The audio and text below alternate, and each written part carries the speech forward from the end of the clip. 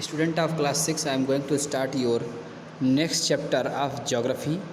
Before it you have read 4th chapter, so I am going to start your 5th chapter of geography, realm of the earth. ठीक, अब realm of the earth में क्या क्या पढ़ना है हम लोग को, आइए स्टार्ट करते हैं. The earth is a unique planet as it the only planet where life is known to exist. बेटा अर्थ एक यूनिक प्लेनेट है, ख़ास तरह का प्लेनेट है. क्यों यूनिक प्लेनेट है, इसका रीज़न क्या है कि only life is exist on earth, क्योंकि लाइफ जो है वो केवल अर्थ प्लेनेट पर ही मौजूद है. सो अर्थ को कहा जाता है अर्थ इज़ यूनिक प्लेनेट. अर्थ एक ख़ास तरह का प्लेनेट है. ठीक है, अब किन किन चीज़ों की वजह से अर्थ यूनिक प्लेनेट बना ये भी जानना ज़रूरी है. Air, water and land have together provided the delicate balance which has created and nurtured life on the earth. बेटा अर्थ पर एयर, वाटर, लैंड सभी चीज़ें मौजूद हैं जिनके मिलने की वजह से ही अर्थ पर लाइफ होना संभव हो पाया.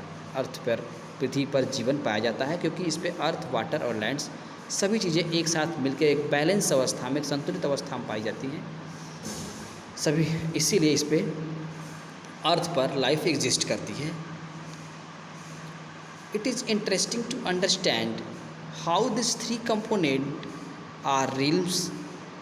अब ये जो आपके एयर, वाटर, लैंड्स हैं इनको कंपोनेंट कहा गया है या इन्हीं को रिल्म्स कहा जाता है.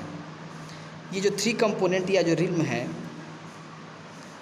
ये तीनों मिलकर एक फोर्थ रिल्म या फोर्थ कंपोनेंट बनाते हैं जिसकी वजह से लाइफ एग्जिस्ट करती है, ज़िंदगी मौजूद होती है. We need to understand this realms to appreciate how they make the earth unique.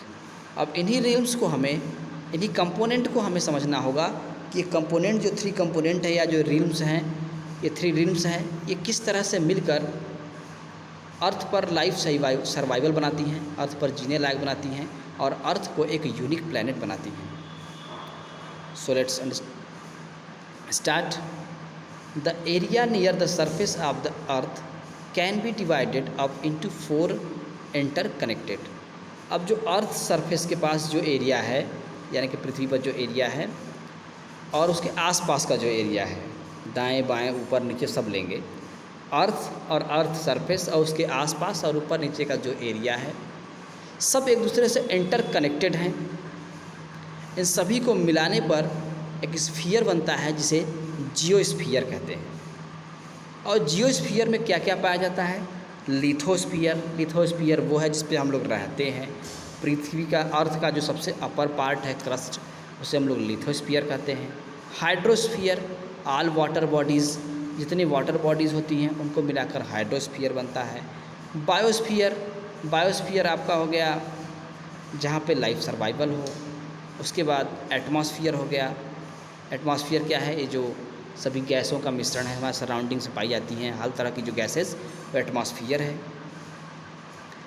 तो लिथोस्फीयर, हाइड्रोस्फीयर और एटमॉस्फेयर को मिला दें तो बायोस्फीयर बन जाता है. यहाँ पे लाइफ सर्वाइवल है और इसको जियोस्फीयर भी कहा जाता है. Scientist can classify life and lands material on और near the surface of the earth to be in any of this 4 sphere.